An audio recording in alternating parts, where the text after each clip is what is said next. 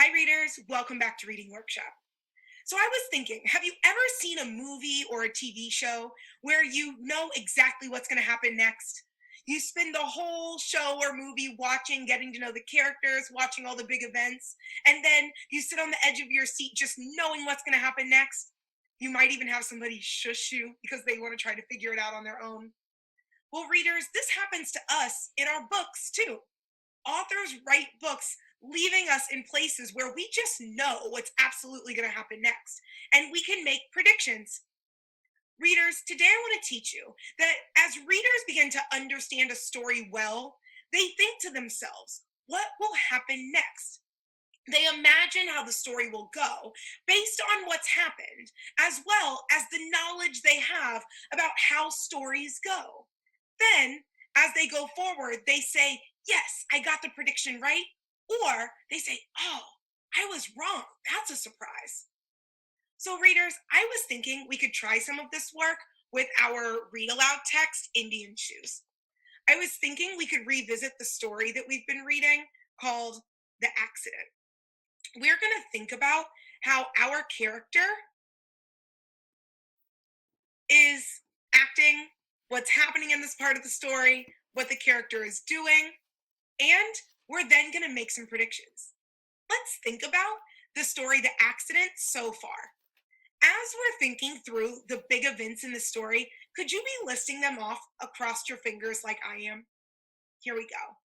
In the story, The Accident, in the book Indian Shoes, it starts out where Ray is excited about entering the art contest.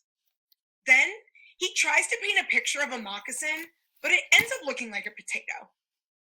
The next day, Ray tries again and decides to make a painting of a dinosaur. Ugh, but he uses too much water. Then Ray tries another painting and he likes the painting that he made. Uh-oh. Then Bandit's tail knocks the Dixie cup of water onto the painting, ruining it. Ray's grandpa Half Moon is there and Ray tells him, like, now I'll never win the contest. And then we find out there's only one day left until that contest. So, readers, based on what we know about our characters, based on what we know about how Ray and Grandpa Half Moon get through challenging times, we can make a prediction. We can also think about where we are in the story and what's happening. So, I'm going to challenge you now. Why don't you pause the video here and jot down a prediction? What do you think might happen next based on what we know about the characters, based on what we know about what's happening and where we are in the story? I'll wait right here and then click play when you're ready to go on. All right, readers, we're back. We might be thinking about the story that we're reading and putting together some pieces about how Ray and Grandpa Half Moon make it through challenging times. You might have been thinking about how Ray is going to overcome the challenge of his ruined painting. Let's see if some of your predictions are the same as mine.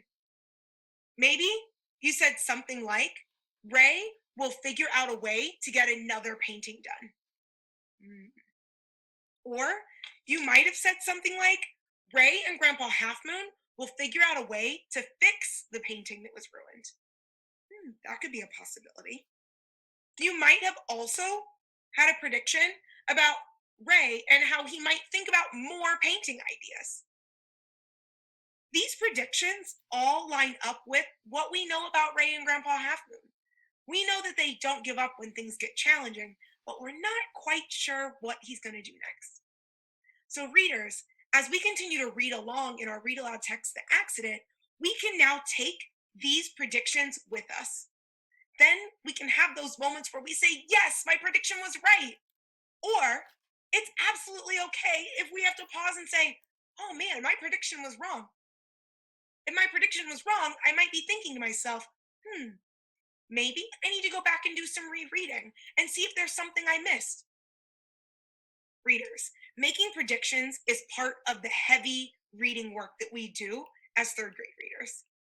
We will want to be thinking about how we can make predictions in 3 steps. We can think about how the story usually goes. Then we can think to ourselves, what's happened so far? Then we can try to predict what might happen next. So, readers, as we've been turning up the volume in our thinking work, we've been giving ourselves comprehension checks. We've been thinking about the mind work that authors signal for us to do, like creating mental movies in our minds or listing and collecting information. And now we can add to that list predicting what will happen next. Readers, today, when you go off to read, depending on where you are in your book, you might be ready to try some of this predicting work. You might pause and think to yourself, what has already happened? How do stories usually go? And what prediction can I make to what's going to happen next? Then, as you continue reading forward, you can either say, yes, I got that prediction right, or you might be thinking, that's surprising. And you might choose to go back and do a little rereading. Give yourself a comprehension check. Think about what the author is signaling for you to do in their writing. Readers, happy reading. Off you go.